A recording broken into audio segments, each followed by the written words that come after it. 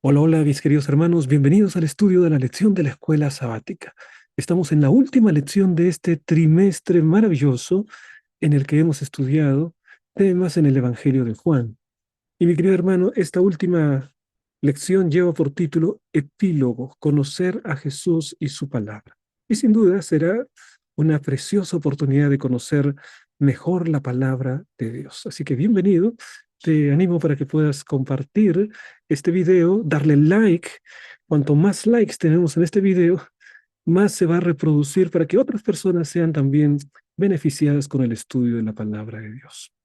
Ahora, antes de dar inicio al estudio, me gustaría invitarlos, como siempre lo hacemos, ¿no? Invitarlos a responder las preguntas claves de la lección de escuela sabática.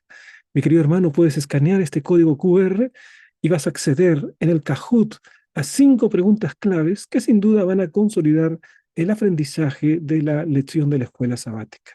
Y si eres maestro de escuela sabática, y si eres director de la escuela sabática, puedes colocar en la pantalla de la iglesia también. Y para eso hay ciertas indicaciones que vas a encontrar en la descripción de este video para que puedan colocar en la pantalla y hay una participación masiva de parte de los hermanos en la lección de la escuela sabática. Es una buena manera de poder motivar a todos los miembros de iglesia el estudio de la palabra de Dios. Vamos, mis hermanos, entonces al estudio de esta semana, después de haber dado esta invitación para participar de las preguntas claves. Pero antes de estudiar, vamos a hacer una oración. Padre nuestro que estás en el cielo, santificado sea tu nombre. Gracias, Señor, porque podemos estudiar tu palabra. Pedimos que puedas dirigir este estudio y que podamos crecer en nuestra vida espiritual, conociéndote mejor y amándote cada día más. Pedimos, querido Padre, presencia y tu dirección en este estudio. En el nombre de Jesús. Amén. Muy bien, queridos hermanos. Entonces, nuevamente bienvenidos a este estudio de la lección de escuela sabática, el último de este trimestre. Y vamos entonces por el sistema MEAC, donde en primer lugar vamos a ver la parte del motiva. Y en esta parte del motiva nos gustaría que podamos reflexionar respecto de la palabra conocer. Jesús y sus discípulos tenían un vínculo. Jesús conocía a sus discípulos y sus discípulos lo conocían. Esta relación de conocimiento pleno la encontramos, por ejemplo, en la parábola del buen pastor, donde Jesús decía que sus ovejas lo conocían y que él conocía perfectamente a sus ovejas. Conocer, mis queridos hermanos, es una palabra que denota mucho más de lo que nosotros pensamos.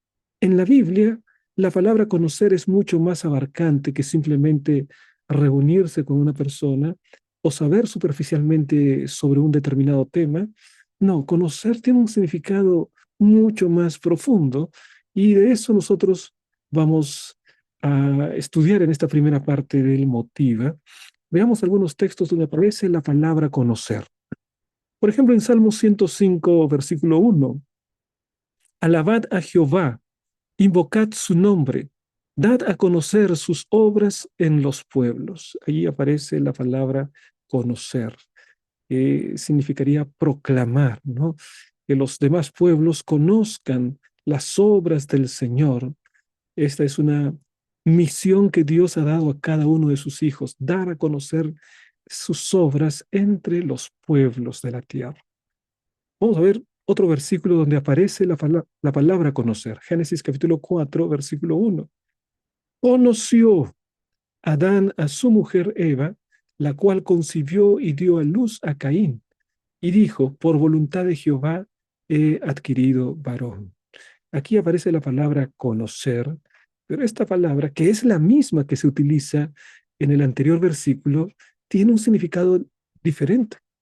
¿No? Porque dice que conoció y la mujer concibió y dio a luz. Este es un conocer diferente al conocer anterior. Vamos a ver en Colosenses capítulo 1, versículo 27. Ahí aparece en el Nuevo Testamento la palabra conocer. A quienes Dios quiso dar a conocer las riquezas de la gloria de este misterio entre los gentiles, que es Cristo en vosotros, la esperanza de gloria. ¿Qué es lo que tenemos que dar a conocer? Tenemos que dar a conocer el misterio, el gran misterio del Evangelio. Nota que en la Biblia la palabra misterio no significa lo que naturalmente entendemos por misterio, ¿no? Una cosa misteriosa en el sentido de que es desconocida y quiere mantenerse de manera oculta, ¿no? Misterio para el apóstol Pablo es algo que Dios conoce, pero que quiere darlo a conocer, ¿no? Por ejemplo, aquí está el gran misterio del Evangelio. ¿Cuál es? Que se tiene que dar a conocer entre los gentiles. ¿Qué misterio es este? Que Cristo es la esperanza de gloria. Así que ese es un misterio, pero el Señor quiere darlo a conocer a todo el mundo. Dar a conocer. Aparece aquí entonces, mis hermanos, otra vez la palabra conocer. Juan 8:32. Y conoceréis la verdad, y la verdad os hará libres. Aquí se habla acerca de conocer, de interactuar con la verdad, ¿no? Y ese conocimiento íntimo de la verdad tiene la capacidad poderosa de hacernos libres. Y bueno, sabemos que Jesucristo es la verdad y que cuando conocemos a Jesús somos librados del engaño, de la mentira, de la falsedad y somos libres porque Él nos liberta. Jesucristo es la verdad. Entonces, mis hermanos, aquí encontramos algunos de los muchos textos de la Biblia que nos hablan acerca de la palabra conocer. Pero veamos más de cerca en el idioma original, ¿no? Aquí ustedes pueden ver el idioma original, el hebreo, de Génesis capítulo 4, versículo 1, donde aparece aquí la palabra conocer. Ahí está en un recuadro en rojo. Yadá, conoció Yadá. Esta palabra yadá en el hebreo da origen a la palabra conocer. Conocer es la traducción de yadá. Pero este conocer que aparece aquí, este yadá, puede ser utilizado para conocer en un sentido teórico y un sentido intelectual, pero también es usada en múltiples oportunidades para hablar acerca de la relación íntima entre un hombre y una mujer. Por ejemplo, en este caso está hablando acerca de la intimidad entre Adán y su mujer, entre Adán y Eva. Y entonces dice que Adán conoció a su mujer. No es que anteriormente no la había conocido, por supuesto que lo había conocido, pero este conocer de la escritura se refiere a mantener una relación íntima. Se refiere a la relación sexual entre Adán y Eva, su mujer, porque después dice, y ella concibió y dio a luz. En otras palabras, producto de esa relación de intimidad entre Adán y su mujer, Eva quedó embarazada, ¿no? Y después dice que dio a luz. Por lo tanto, el conocer aquí significa intimidad, significa una relación íntima, un conocimiento profundo del ser de la otra persona, un conocimiento pleno entre el hombre y la mujer en el santo estado del matrimonio. Y esa palabra conocer con ese significado la vamos a encontrar varias veces en la Biblia, en la palabra de Dios. Vamos ahora al Nuevo Testamento y vamos a escoger un versículo que también también contiene el término conocer, pero esta vez en griego, porque el Antiguo Testamento fue escrito en hebreo, unas partes en arameo, y el Nuevo Testamento fue escrito en griego. Y ahí encontramos la palabra griega que dice, caí nos esté, ten aleteian, y conocerán la verdad, ¿no? El nos esté es una conjugación de la palabra ginosco, y este ginosco es traducido por conozco, por conocer, ¿no? Así que ginosco es el verbo griego que se traduce en español como conocer. Y este conocer se utiliza varias veces en la Biblia y Señor utiliza frecuentemente, por ejemplo, acá dice, y conoceréis la verdad, y la verdad os libertará. Ahí está la palabra conocer, pero no es un conocimiento cualquiera, es un conocimiento íntimo de la verdad. En otra parte de la palabra, el Señor dice, y esta es la vida eterna, que te conozcan a ti, el único Dios verdadero. Conocer, pero no como un conocimiento teórico. Hemos visto que en la Biblia la palabra conocer es mucho más profunda, abarca mucho más, porque habla de la relación de intimidad entre el hombre y la mujer. Y aquí la palabra de Dios, cuando me dice conocer, no es simplemente entonces el conocimiento superficial de alguien que es un conocido para ti, ¿no? Sino el conocimiento de la intimidad del ser de la otra persona. Y entonces cuando dice conoceréis la verdad, es que vas a conocer plenamente la verdad. Cuando dicen que conozcan a, a ti, el único Dios verdadero, conocer a Dios, está hablando de una intimidad tan plena, tan rotunda, tan grande con Dios, que esa relación de intimidad te haga conocer realmente al Dios verdadero. O sea que en la Biblia la palabra conocer es mucho más abarcante, ¿no? Y la lección de escuela sabática nos habla acerca de conocer, no ese conocer superficial, no ese conocer de saber algún dato, alguna información. Uno puede decir, a ver, ¿qué sabes acerca o qué conoces acerca de Cristóbal Colón? Bueno, que descubrió América.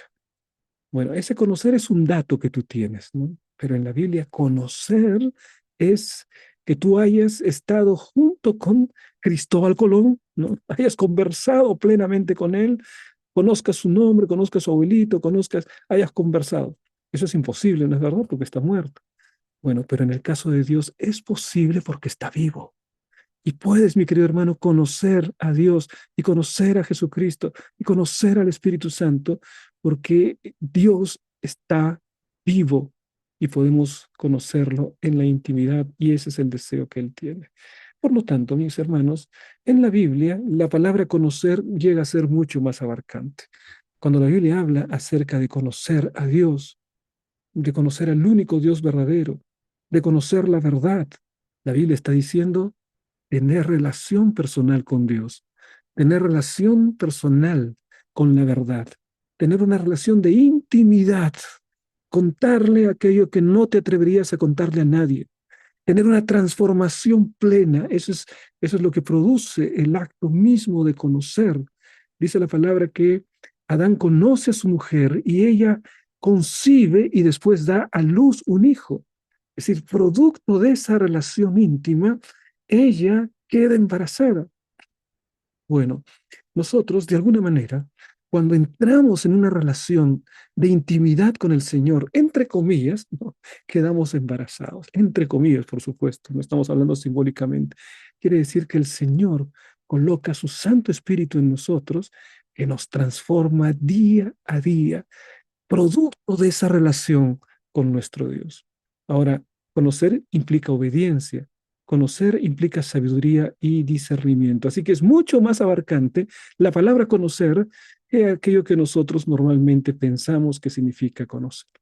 Vamos, mis hermanos, a Juan 5:39.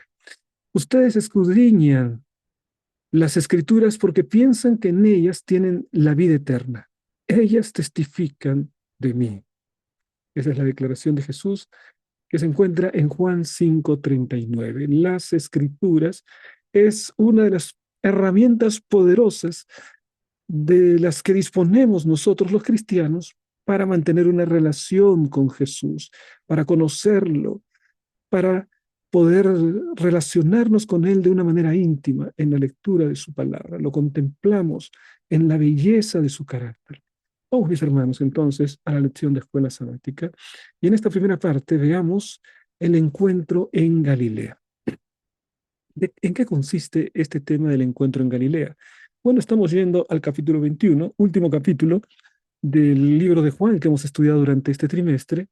Y allí, mis hermanos, encontramos en la primera parte algunas cuestiones interesantes. Los discípulos habían regresado a Galilea. Y no solamente a Galilea, habían regresado al mar. Y no solamente habían regresado al mar, habían regresado a su antiguo oficio de pescadores. Ellos ya parecía que habían tenido, pues, ¿no? La experiencia de caminar con Jesús, su discipulado que dura 3 años al lado del Señor Jesucristo. Ahora, después de que Jesús muere y se presenta el Señor delante de ellos, sin embargo, ellos van a Galilea. ¿Mm? Y allí en Galilea ellos retornan a sus antiguos deberes, ¿no? Su antiguo trabajo. se ponen a pescar, seguramente de emoción, cuánto tiempo habría pasado hasta que ellos otra vez estaban pescando. ¿Mm? Entonces Jesús repite de alguna manera el milagro de los peces con los que al principio los había llamado, porque habían pescado toda la noche, en realidad no habían pescado nada en la noche, y el Señor desde la orilla, ¿no? Como unos 100 metros más adelante, ¿no? Les dice, echen por el otro lado, echen al otro lado. Y echaron la red al otro lado y pescaron una buena cantidad de peces. Y entonces allí dijeron, esto ya lo hemos pasado, fue un déjà vu, ¿no? Esto ya lo hemos vivido. El que está ahí al frente, ese es Jesús. Así que emocionados salieron, ¿no? El primero de ellos fue Pedro, pero los otros trajeron la barca porque no querían dejar los peces que estaban allí, ¿no? Y dice que cuando descendió, ahí estaba Jesús que les estaba ofreciendo la cena. Mi querido hermano, Jesús te invita para estar contigo, pero Jesús te invita a la cena también. O sea, Él coloca la cena para ti. Así estaban los discípulos allí, fueron corriendo porque ellos querían darle de su pesca, de lo mucho que habían pescado a Jesús. Y sin embargo, Jesús ya tenía una cena para ellos. Ahí está la cena. Y dice lo siguiente, al descender a tierra, vieron brasas puestas y un pez encima de ellas, y pan. Jesús les dijo, traed de los peces que acabáis de pescar. Subió Simón Pedro y sacó la red a tierra, llena de grandes peces, 153. Y aún siendo tantos, la red no se rompió. Cuánta emoción. Estaban sentados alrededor, todo el mundo sabía que era Jesús, pero nadie se atrevía a hablarle, a dirigirle la palabra, ¿no? Ahí estaba Jesús, estaba sirviéndoles. Es impresionante, mis hermanos, cómo nuestro Señor Jesucristo vino a servir a la humanidad. Él prepara la cena, Él les coloca la cena. Así también, mi querido hermano, cuando Jesús te invita a cenar, no es que tú tienes que llevar la cena, es que Él ya tiene una cena preparada para ti, la cena de la intimidad, la cena de su palabra, la cena de sus promesas, la cena del Evangelio. Él es el que invita a la cena. Por favor, no inventes tu propia cena, no inventes tu propio evangelio, no inventes tus propios conceptos. Cuando estás con Jesús, saca tus conceptos, a pesar que tengas 153 peces para cenar, déjalos aparte y simplemente, obedientemente, recibe la cena que el Señor te va a dar. Y te va a dar una cena de primera calidad, te va a dar una cena rica, el mensaje de su palabra, la claridad del Evangelio, lo precioso de sus promesas. Esa es la cena que el Señor quiere compartir contigo, mi querido hermano. Entonces, por mucho que tengas, por favor, siempre tienes que estar dispuesto a recibir la cena que Jesús quiere ofrecer. Pero en medio de esa cena ocurre un incidente maravilloso. Vamos a leer este incidente entre Pedro y el Señor Jesucristo. Cuando hubieron comido, Jesús dijo a Simón Pedro, Simón, hijo de Jonás, ¿me amas más que estos? Le respondió, sí, Señor, tú sabes que te amo. Él le dijo, apacienta mis corderos. Volvió a decirle la segunda vez, Simón, hijo de Jonás, ¿me amas? Pedro le respondió, sí, Señor, tú sabes que te amo. Le dijo, pastorea mis ovejas. Le dijo la tercera vez, Simón, hijo de Jonás, ¿me amas? Pedro se entristeció de que le dijese la tercera vez, ¿me amas? Y le respondió, Señor, tú lo sabes todo, tú sabes que te amo. Jesús le dijo, apacienta mis ovejas. Qué escena linda la que se presenta aquí. Es Juan el que está siendo testigo de lo que está sucediendo allí. Pedro está siendo restaurado. Hasta ese momento, Pedro todavía no había conversado con Jesús y Pedro tenía cuentas pendientes con Jesús. Él todavía no había tenido la oportunidad de confesar y de ser perdonado por la negación. 3 veces había negado a Jesús, 3 veces con miedo, atemorizado por el qué dirán. atemorizado por el miedo quizá de la muerte. Y cuando le preguntaban, ¿conoces a Jesucristo? Yo no lo conozco, no lo conozco. En algún momento hasta tuvo que hablar malas palabras, ¿no? Porque le decían, tú eres Galileo, tú has estado con él. No, le dijo, no, yo no lo conozco, no lo conozco. El temor le hacía hablar a Pedro cosas que no eran verdad. ¿Cuántas veces, mis hermanos, nosotros por miedo terminamos negando a Jesucristo? A veces en nuestras acciones y en nuestras palabras negamos al Señor Jesucristo. Lo niegas con tus actos cuando no vives de acuerdo al Evangelio. Lo niegas con tus palabras cuando no predicas cuando tendrías que estar predicando. Pero ¿cuántas veces el Señor nos da la oportunidad como a Pedro? 3 veces Pedro negó a Jesús. 3 veces el Señor le dio oportunidad de restaurar aquella situación. Pedro tenía que ser restaurado y Jesús lo sabía. Y entonces públicamente, delante de los demás discípulos, le da la oportunidad de confirmar su amor por el Señor Jesucristo. La primera vez, el Señor le dice, hijo de Jonás, hijo de Jonás. O sea, a veces se le habla a una persona por el nombre simplemente, pero esta vez Jesús le dice nombre y apellido. En aquel tiempo no habían apellidos, ¿no? Pero a las personas se le llamaban por el padre que tenían. Por eso Jesús le dice el nombre y el apellido de aquel tiempo. Simón, hijo de Jonás. Es decir, su nombre y su apellido. El linaje de quien vienes. Jesús le está diciendo, lo que yo te voy a preguntar ahora es algo sumamente serio. No me respondas con rapidez. No te apresures a decir que sí. Piénsalo bien, Simón, hijo de Jonás. Esta pregunta es muy seria. Y entonces el Señor le dice, ¿me amas más que estos? ¿Sabes por qué tiene que ver esta pregunta, ¿me amas más que estos? Bueno, cuando Pedro prometió que él jamás lo iba a negar, que nunca lo iba a dejar, ¿no? Dijo, aunque todos te nieguen, aunque todos te dejen, jamás te voy a negar yo. Esa fue la declaración presuntuosa, ¿no? Soberbia, orgullosa de Pedro. O sea, Pedro ahí se comparaba con los demás. Ahora el Señor le permite y le dice, Pedro, ¿me amas más que estos? ¿Me amas más que estos? ¿Mm? Bueno, se dice que la verdadera medida del amor es amar sin medida. Pero acá Pedro está recibiendo la oportunidad de poder responder esa pregunta. Y el Señor, y Pedro le dice, sí, Señor, tú sabes que te amo. Responde de manera sincera. Señor, tú sabes que te amo. Señor, tú sabes que te amo. Mm. Entonces el Señor le dice, apacienta mis corderos. Ten cuidado. Es decir, la manera como Pedro podría demostrar un auténtico amor por el Señor Jesucristo era cuidando de las personas, cuidando de aquellos que estaban a su alrededor. Los corderos son aquellos que son los más pequeños, ¿no? Los más jóvenes del rebaño.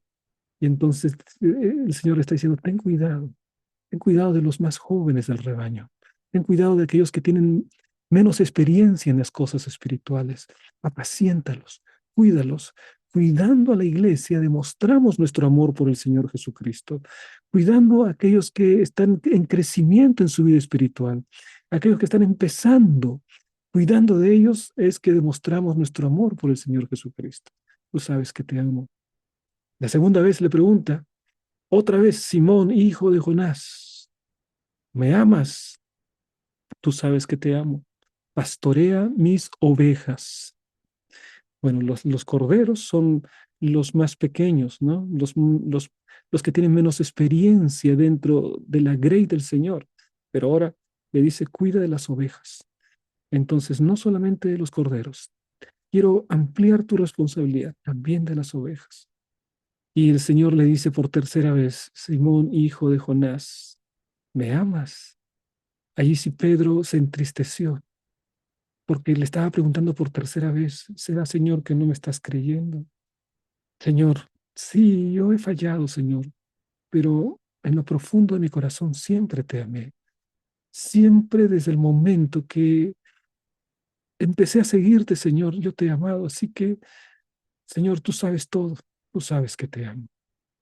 Y el Señor le dice una vez más, apacienta mis ovejas. El amor no solamente puede ser expresado de modo interior. El amor no solamente puede ser poesía bonita.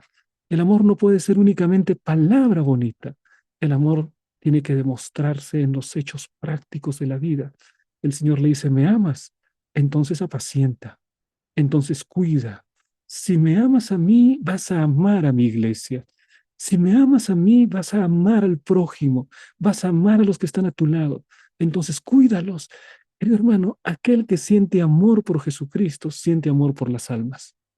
El que siente amor por Jesús, siente amor por quienes lo rodean. Esa es la manera práctica de demostrar el amor por Dios. La restauración de Pedro y su papel como líder de la iglesia primitiva es una de las pruebas más contundentes de que Jesús resucitó. Sería difícil explicar la preeminencia de Pedro si Jesús no lo hubiera restaurado al ministerio en presencia de los otros discípulos, porque públicamente habían negado a Jesús y todos los discípulos lo sabían. Esa era una mancha que había en el ministerio de Pedro. Públicamente habían negado a Jesús, pero ahora públicamente el Señor Jesús le dio la oportunidad de restaurarse delante de los demás discípulos. Y entonces el Señor ahora públicamente le dice, apacienta mis ovejas, apacienta mis corderos, apacienta mi rebaño. Públicamente le da la misión. Pedro ha sido restaurado.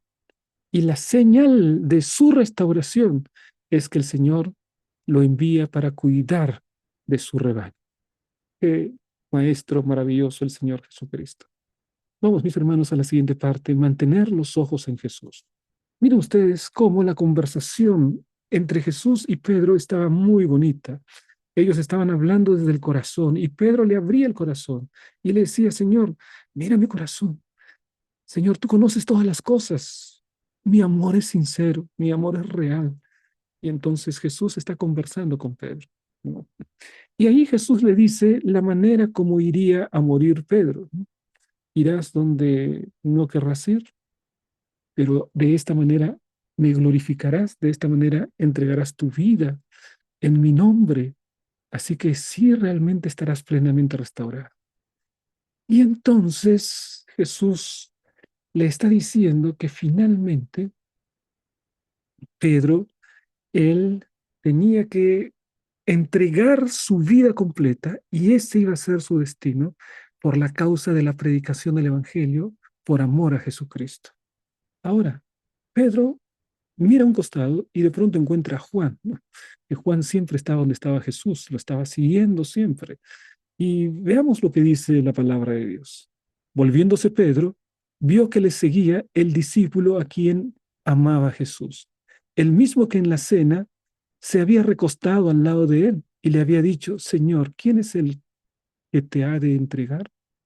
¿Mm? Bueno, aquí hay una escena realmente muy llamativa de esta conversación, de esta última parte del libro de Juan. Pedro y Jesús están conversando. Una relación maravillosa. Pedro ha abierto su corazón y le ha dicho, Señor, tú sabes que te amo. Es una conversación de intimidad la que mantiene con Jesús. Pero en ese momento, Pedro aparta sus ojos de Jesús y mira a su costado, mira hacia atrás y atrás se encuentra a Juan. Y entonces Pedro, en aquel momento, empieza a preguntarse por Juan, empieza a interesarse por la vida espiritual de Juan, en el sentido de qué es lo que va a suceder con él. Señor, para mí es difícil, pero yo ya soy un hombre viejo. ¿Pero qué va a ser de Juan? Juan era el más joven de los discípulos. ¿Qué va a ser de él, Señor, cuando no estés con nosotros? ¿Cómo será? ¿Mm? Yo voy a entregar mi vida por ti. Así el Señor lo había declarado a Pedro, ¿no? Pero ¿qué va a ser de ese? ¿Cuál será el destino que tendrá Juan finalmente? ¿No? Y entonces el Señor ahora le va a responder de una manera muy sabia, ¿no? Cuando Pedro le vio, le dijo, Señor, ¿y qué de este? Jesús le dijo, si quiero que él quede hasta que yo venga, queda a ti, sígueme tú. Mira, a Pedro le había dicho que finalmente él tendría que entregar su vida por amor al Señor Jesucristo. Eh, de esa manera iba a glorificar el nombre de Dios. Ahora Pedro mira por el costado. ¿Y qué va a hacer con él? ¿Cuál va a ser el destino de Juan? Preguntándose por lo de Juan. Y Jesús le responde de la siguiente manera. Mira, si quiero que él quede hasta que yo venga, fíjate, es como el Señor le está diciendo, mira, la misión que yo tengo para ti, Pedro, es una misión que debes cumplir con todo tu ser, con todas tus fuerzas. Concéntrate en la misión que yo te he entregado. Ahora, la misión que yo puedo entregarle a Juan no es de tu incumbencia. Yo puedo decidir que él quede vivo hasta que yo regrese. Podría decidirlo, pero eso no debe importarte a ti. Puede ser que Juan no necesite sacrificar su vida como tú lo harás, pero eso no debe importarte a ti. Si él queda vivo o si él muere, eso no es de tu incumbencia, sino que tú tienes que preocuparte por tu propia vida espiritual. Ahora, mis hermanos, este es un mensaje muy importante. La vida cristiana no consiste en mirar el cristianismo de los demás, como frecuentemente sucede, ¿no? Estamos dispuestos a mirar cuán cristianos son los demás, cuán fieles son los demás, cuán bien se están portando los demás, cuán bueno es el testimonio de los demás, y empezamos a juzgar, ¿no? Este es un buen cristiano, este es más o menos, a este otro le falta, este está perdido. Queremos hacer nuestras propias valoraciones, ¿no? Y la vida cristiana no consiste en medir el cristianismo de los demás. La vida cristiana consiste en relacionarnos con Jesús, en conocerlo de tal manera que Él pueda traer vida a mi propia vida, esperanza a mi propia vida, alegría a mi propio corazón. Es decir, es un relacionamiento personal. Nadie puede relacionarse con Cristo en lugar tuyo. La oración y la lectura que hace tu Padre no te sirve a ti. La oración y la lectura de tu madre no te sirve a ti. Por más que tus padres hayan sido grandes hombres de Dios, muy consagrados, nada de lo que ellos hicieron te sirve. Tú tienes que tener tu propia relación con Jesucristo. Tú necesitas entrar en intimidad con Él, no importa cuán dependientes de Dios fueron tus familiares, o son otros cristianos, o es el pastor, no, lo que importa es cuánto tú te estás relacionando con el Señor Jesucristo. Y entonces esas son palabras que Jesús le dice a Pedro en relación con Juan, el discípulo amado. Desde ese momento, algunos empezaron a entender mal las cosas, ¿no? Porque empezó a correr una leyenda urbana, por así decirlo, ¿no? Se decía que Juan, este discípulo, no moriría, que vendría Jesús y Juan estaría vivo, ¿no? Pero recuerda que este libro, este Evangelio según San Juan, ya era el último en ser escrito, y Juan era el último discípulo que quedaba vivo, ¿no? Y entonces Juan tenía que aclarar este asunto, y lo aclara de esta manera. Este dicho se extendió entonces entre los hermanos, que aquel discípulo no moriría. ¿Mm? Ese fue el dicho que se extendió entre los hermanos. No, Juan no va a morir. Antes que muera Juan, vendrá el Señor Jesucristo. Pero ahora Juan quiere aclarar, no fue, Jesús no dijo que yo no iba a morir. Jesús no le dijo que no moriría. Si no, si quiero que Él quede hasta que yo venga, ¿qué a ti? O sea, si mi voluntad es que quede, o si mi voluntad es que muera, ¿cuál es tu problema, Pedro? No te estés amarrando a la situación de Juan. Vive tú tu propia vida cristiana. Juan tiene sus propios desafíos. Juan tiene su propia intimidad con Cristo. Ora por él, intercede, pero tu vida espiritual no depende de lo que le pase a Juan. Entonces, allí Juan finalmente aclara aquel dicho. No es que no moriría, sino que Jesús expresaba un deseo, ¿no? Si yo quiero que quede hasta que yo regrese, ¿eso qué te importa a ti? No estaba afirmando, lo estaba diciendo en un tono condicional, ¿no? Este es el discípulo que da testimonio de estas cosas y escribió estas cosas, y sabemos que su testimonio es verdadero. Y mira cómo termina esta declaración. Y hay también otras muchas cosas que hizo Jesús, las cuales, si se escribieran una por una, pienso que ni aún en el mundo cabrían los libros que se habrían de escribir. Amén. Y bueno, mi querido hermano, de esta manera es que Juan termina su libro, ¿no? Y él declara, hizo Jesús muchas cosas, tantas cosas maravillosas que no me alcanzarían los libros para escribirlas. Solamente les he dejado una parte de aquello que estos ojos vieron, de aquello que estos oídos escucharon.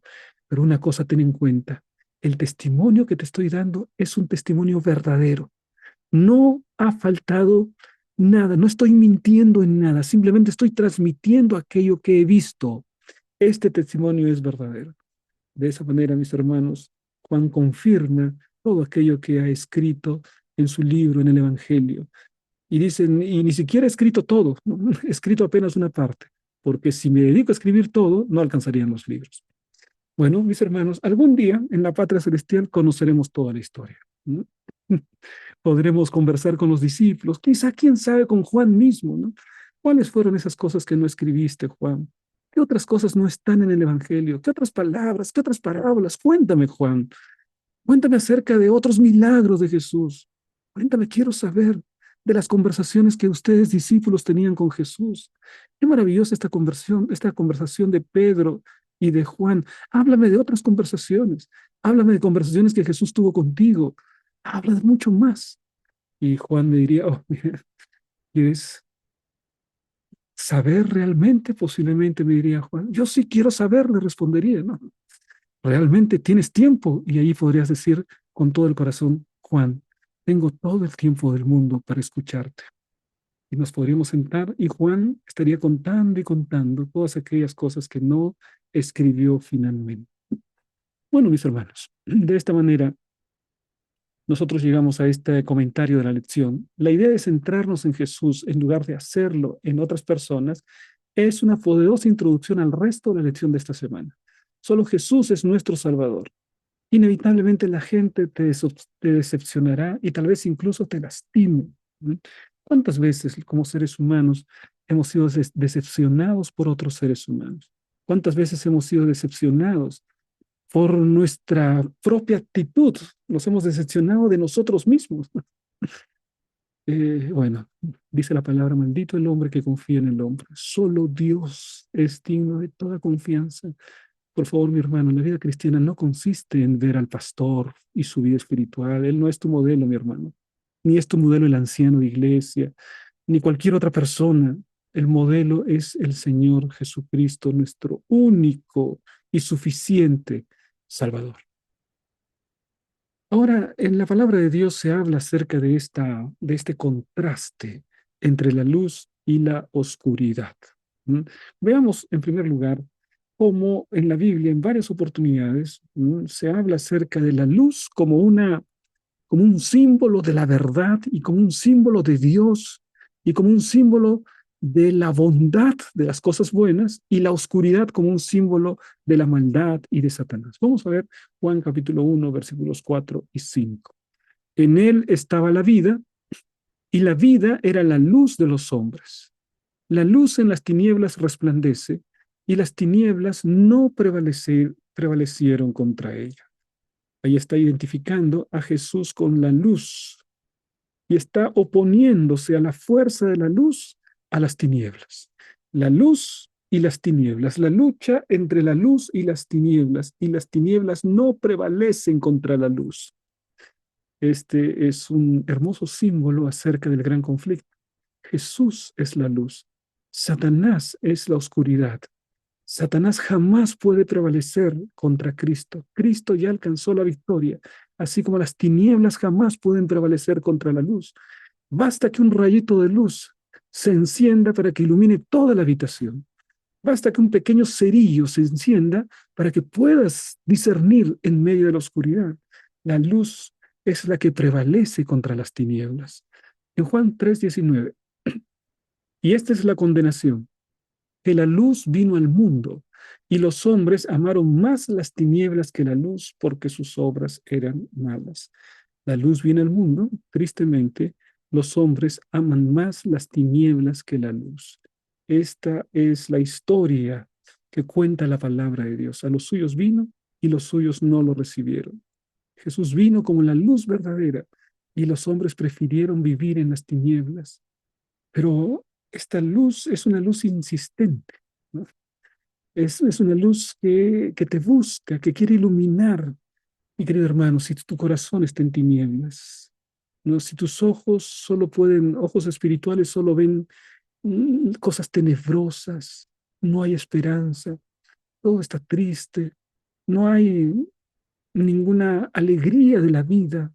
Hay muchas personas que sufren de esta manera, están en oscuridad. Esa es la oscuridad de la depresión, esa es la oscuridad del pecado, esa es la oscuridad de la falta de esperanza, es la oscuridad de la soledad, la oscuridad de una vida sin sentido. Y a veces nosotros vemos la luz verdadera y en lugar de correr hacia la luz, de abrazar la luz, huimos de la luz y nos conformamos con las tinieblas. Queremos vivir en las tinieblas. ¿Mm? Más adelante, Juan 8, 42 al 44 dice, Jesús entonces les dijo, si vuestro Padre fuese Dios, ciertamente me amaríais, porque yo de Dios he salido y he venido, pues no he venido de mí mismo, sino que Él me envió. ¿Por qué no entendéis mi lenguaje? Porque no podéis escuchar mi palabra. Vosotros sois de vuestro padre el diablo, y los deseos de vuestro padre queréis hacer. Él ha sido homicida desde el principio y no ha permanecido en la verdad, porque no hay verdad en él. Cuando habla mentira, de suyo habla, porque es mentiroso y padre de mentira. Queridos hermanos, solo podemos ser hijos de un padre. No podemos ser hijos de dos padres. Aquí se habla acerca de ser hijo de Dios o ser hijo de vuestro padre, el diablo, dice aquí, ¿no? Si yo te pregunto, ¿quieres ser hijo de Dios o quieres ser hijo del diablo? Todos nosotros, todos, yo creo, unánimemente, respondríamos, pastor, pero qué pregunta, pastor, yo quiero ser hijo de Dios, no quiero ser hijo del diablo. Bueno, dice aquí el Señor, si vuestro padre fuese Dios, ciertamente me amarías, porque yo de Dios he salido. Entonces dice, no puedes decir que eres hijo de Dios y no amas al Señor Jesucristo. Pero yo lo amo al Señor Jesús. Yo tengo mi camiseta que dice yo amo a Jesús. En mi auto hay una calcamonía, ¿no? Hay un adhesivo que dice yo amo a Jesús, hay un corazoncito. Jesús, yo te amo. Por todas partes, yo amo a Jesús. Y cuando preguntan cuántos aman a Jesús, yo soy el primero en levantar la mano.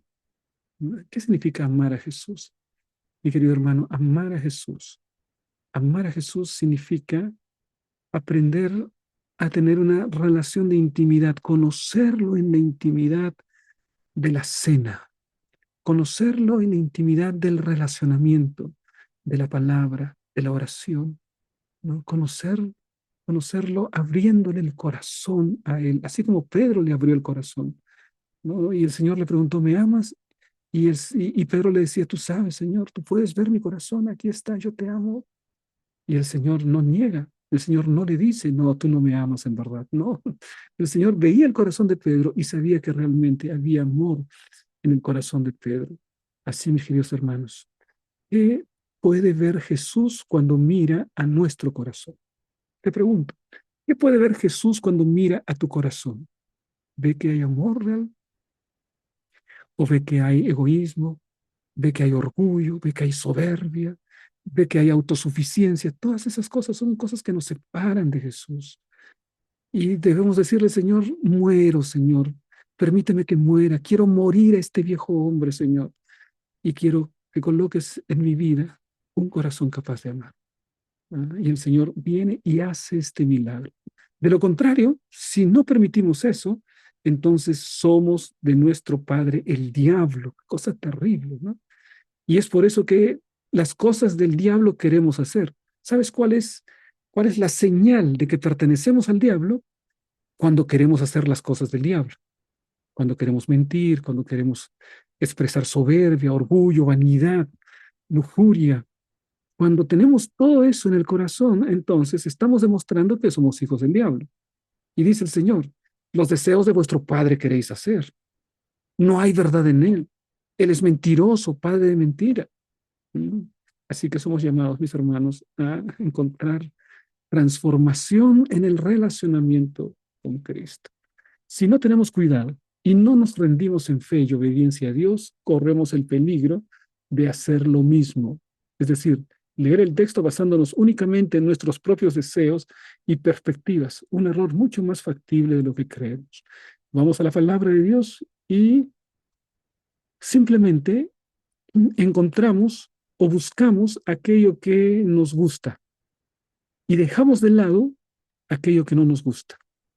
Cuando vamos a la palabra de Dios frecuentemente, la visión que los seres humanos tienen es cuando son cosas bonitas, promesas maravillosas, bendiciones tremendas, decimos, esas son para mí. La bendición es para mí. Cuando dice, abre tu boca, yo la llenaré, abrimos nuestra boca, para que el Señor la llene de bendición. Pero cuando la Biblia me da reprensiones, la Biblia me dice, eres tibio, por tanto te vomitaré de mi boca. Ahí decimos, este mensaje es tremendo para mi hermano, ¿no? Para el hermano fulano de tal, para el hermano, para ellos sí. No, mi hermano, también cuando hay reprensiones para ti. Así que debemos despojarnos de toda idea preconcebida e ir a la palabra de Dios diciéndole, Señor, ¿cuál es el mensaje que tú tienes para mi vida en este momento? Escuchar la voz de Dios y obedecer. Hay una teología que es de arriba y hay una teología que es de abajo. La teología de abajo es aquella que se basa en las presuposiciones humanas, ¿no? Es la teología que hacemos cuando vamos a la Biblia con nuestros preconceptos, con nuestras ideas, y entonces encontramos en la Biblia lo que nosotros colocamos allí. Y hay muchas personas que hacen eso, ¿no? Simplemente van a la Biblia y hacen que la Biblia diga lo que ellos quieren escuchar. Una persona puede tener una lectura sesgada de la Biblia, pero la teología de arriba es la teología bíblica. Es decir, dejar de lado nuestros preconceptos y escuchar ampliamente lo que Dios tiene para decirnos. Miren lo que encontramos aquí en relación con esta teología desde abajo. Juan capítulo 4, 46 y 47. Vino pues Jesús otra vez a Caná de Galilea, donde había convertido el agua en vino, y había en Capernaum un oficial del rey, cuyo hijo estaba enfermo. Cuando oyó que Jesús había llegado de Judea a Galilea, vino a él y le rogó que descendiese y sanase a su hijo que estaba por morir. Entonces Jesús le dijo, si no viereis señales y prodigios, no creeréis. El oficial del rey le dijo, Señor, desciende antes que mi hijo muera. Jesús le dijo, ve, tu hijo vive. Y el hombre creyó la palabra que Jesús le dijo y se fue.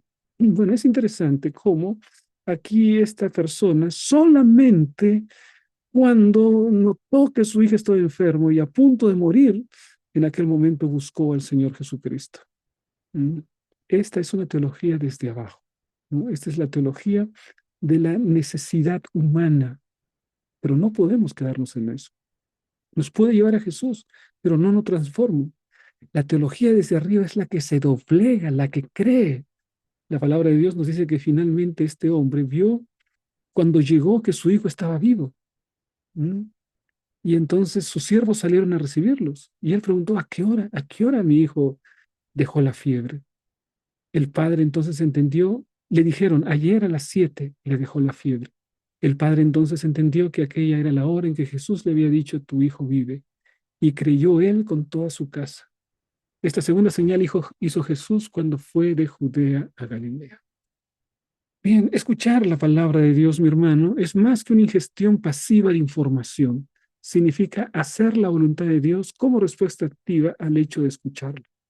No solamente es escuchar, sino que además es cumplir, es hacer. Esta dinámica de oír y poner en práctica la palabra de Dios es una expresión de amor hacia Él.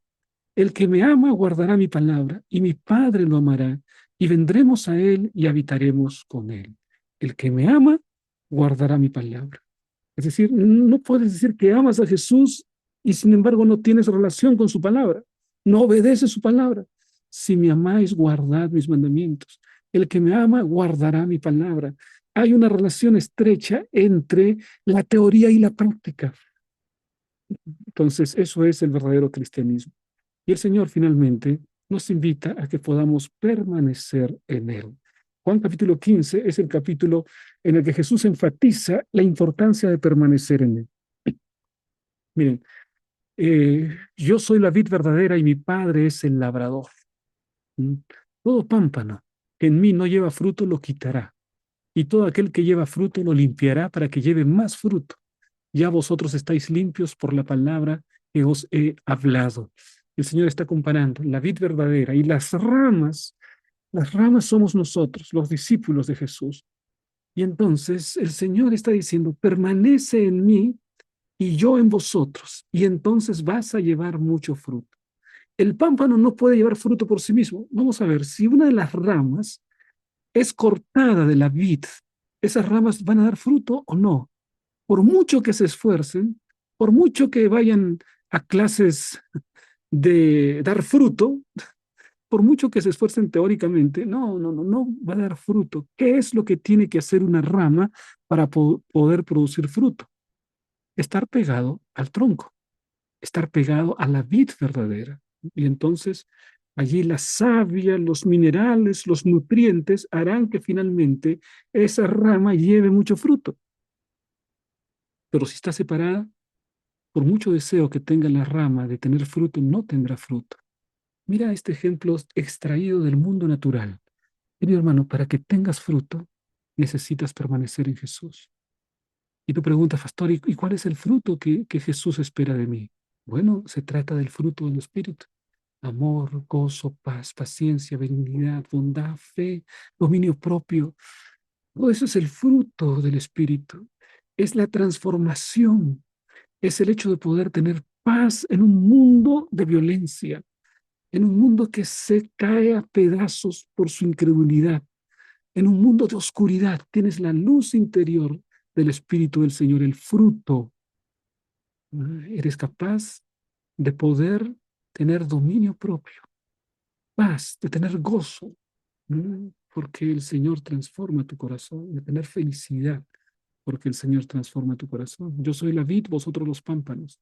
El que permanece en mí y yo en él, éste lleva mucho fruto, porque separados de mí nada podéis hacer. Esto creo, mis hermanos, que es la lección más importante. Separados del Señor Jesucristo, no hay victoria. La victoria se encuentra en permanecer en Jesús. No basta haber sido llamados como discípulos. Necesitamos permanecer como discípulos. No basta la primera vez haber aceptado a Jesús. Es necesario mantenernos al lado de Jesús, caminar al lado de Jesús. Y entonces es allí que nosotros podremos tener el fruto del Espíritu, que es lo que el Señor produce en nuestro corazón con su presencia. Vamos, mis hermanos, a la última parte, la aplica, y ahí tenemos una pregunta importante en términos prácticos. ¿Cómo se debe proceder en la búsqueda de la verdad? A ver, ¿cuál es el primer paso que debemos dar para conocer la verdad? Primer paso, mi hermano, primer paso es saber que no tienes la verdad. Es decir, saber que estás en el error para poder conocer realmente la verdad. Aquel que cree que tiene la verdad, lejos de Jesucristo, no tiene la verdad. O sea, el primer paso es conocer nuestra propia ignorancia, ¿no? Y entonces decir, no tengo paz interior, mi vida no es una vida completa, soy un ser pecador, necesito ir a la luz, necesito ir a la verdad. El primer paso es el poder reconocer nuestra condición de no tener la verdad. Y siguiente, ir hacia la verdad que es Jesucristo, ¿no? Y siguiente, permanecer en la verdad, ¿no? Y siguiente, compartir la verdad. Y de esta manera nosotros estaremos firmes, anclados en la verdad de la palabra de Dios. Oh, mis hermanos, a la última parte, en el CREA, y una vez más está nuestra invitación para responder las preguntas claves de la lección de escuela sabática. Preguntas del Kahoot. Entra, mi querido hermano, para que puedas responder esas preguntas y así confirmar y afirmar tu conocimiento de la lección de la escuela sabática. La semana pasada tuvimos a Alex, a Arita y Wilson, que participaron y estamos muy agradecidos por su participación y esperamos que haya muchos más participando en la lección de la escuela sabática. Asimismo, mis hermanos, les decimos que en nuestro canal tenemos seminarios para líderes de grupos pequeños, 30 videos que hablan sobre los grupos pequeños. Tenemos también temas sobre los pioneros, sobre la doctrina, sobre los eventos finales, sobre la profecía, así que puede participar de los temas que tenemos. De esta manera, mis hermanos, llegamos a la parte final y agradecemos los mensajes que cada vez nos dan, tanto en Facebook como en YouTube. Nos sentimos contentos y agradecidos por sus oraciones y por el mensaje que ustedes comparten con nosotros. Mis hermanos, ¿qué tal si como, como frase final ahí en los comentarios coloquen algo en relación con la decisión de conocer a Jesús y su palabra? De relacionarnos íntimamente con Jesús. Gracias, Señor, porque deseas tener una relación de intimidad conmigo. Señor, quiero conocerte cada día más.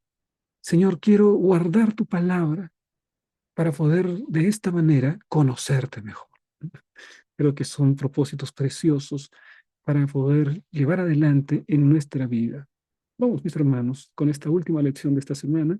Y ya pronto viene la siguiente lección también, que habla acerca del amor. Así que no se pierdan las lecciones de del próximo trimestre, que serán de gran ayuda para nuestra vida espiritual. Vamos a orar. Padre nuestro, gracias, Señor, por el mensaje de tu palabra. Gracias por ser un Salvador tan precioso, tan maravilloso, por brindarnos una salvación tan necesaria, tan completa. Acompáñanos, Señor, para restaurar nuestra vida. Transforma, querido Padre, aquellas cosas que en nuestro corazón necesitan ser transformadas. Toma por completo nuestro corazón y entréganos un corazón capaz de amar. Bendice a mis hermanos, querido Padre, a todos los que hemos compartido la lección de este trimestre. Gracias, Señor. Pedimos en el nombre de Jesús. Amén. De esta manera, mis hermanos, terminamos la lección de esta semana. Dios les bendiga. Nos vemos la próxima semana.